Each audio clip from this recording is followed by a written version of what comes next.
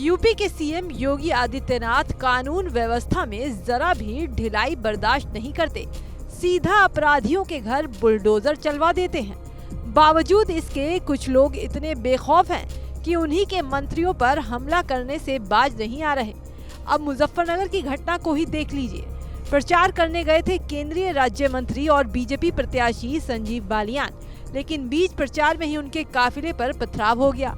फिर समर्थकों ने जैसे तैसे उन्हें सुरक्षित बाहर निकाला। कई कारों के शीशे टूटे हुए हैं, कुछ का पिछला शीशा पूरी तरह गायब हो गया, जबकि कुछ गाड़ियों के शीशे क्रैक हो गए। ये तस्वीरें बता रही हैं कि कितनी बुरी तरह से मंत्री जी के काफिले में शामिल गाड़ियों को तोड़ा गया है। सोचिए जरा, अगर कोई उन हमलावर के निशाने पर आ जाता तो उसकी क्या हालत हुई होती। चलिए अब आपको बताते हैं ये घटना कब घटी। दरअसल मुजफ्फरनगर में खतौली क्षेत्र के गांव मड़ करीमपुर में शनिवार देर शाम चुनावी कार्यक्रम चल रहा था। तभी गांव में घुसते ही संजीव बालियान का विरोध शुरू हो गया। कहासुनी के बाद उनके काफिले पर आरोपियों ने पथराव शुरू कर दिया। गनीमत रही कि इस हादसे में मंत्री जी बाल बाल बच गए। हालांकि कुछ कार्यकर्ता मामूली रूप से घायल हुए हैं। काफी जो युवा साथ थे उनको चोट लगी।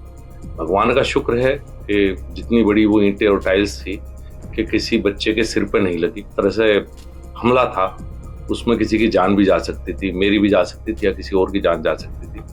तो ऐसा लगता है जैसे सुनिश्चित पहले से ही बिना किसी बात के, बिना किसी उसके एक तरह से पहले से ही तय किया हो कि ये काम होना है। इस तरह की घटना संजीव बालियान इसे सोची समझी साजिश करार दे रहे हैं। वहीं इस पूरी घटना पर पुलिस का क्या कहना है वो भी सुन लीजिए। आज शाम को गांव में भारतीय जनता पार्टी के प्रत्याशी द्वारा एक जनसभा की जा रही थी। इस जनसभा के दौरान कुछ असामाजिक तत्वों द्वारा पहले नारेबाजी की गई और फिर उसके बाद में जो बाहर गाड़ियों का काफिला खड़ा था उस गाड़ियों पर पथराव किया गया। उनमें से कुछ गाड़ियों के शीशे टूटे हैं।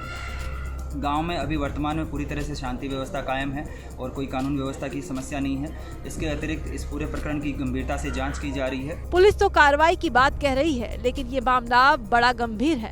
अगर यूपी में ऐसा ही माहौल रहा तो किसी भी पार्टी के प्रत्याशी के लिए प्रचार करना बहुत मुश्किल हो जाएगा। इसके लिए सख्त कदम उठाने होंगे, क्योंकि अभी तो चुनाव का पहला ही चरण है। आगे तो अभी और भी चरणों के लिए प्रचार होना बाकी है। भारत की बात रोहित सिंह सावल के साथ सिर्फ एबीपी न्यूज पर।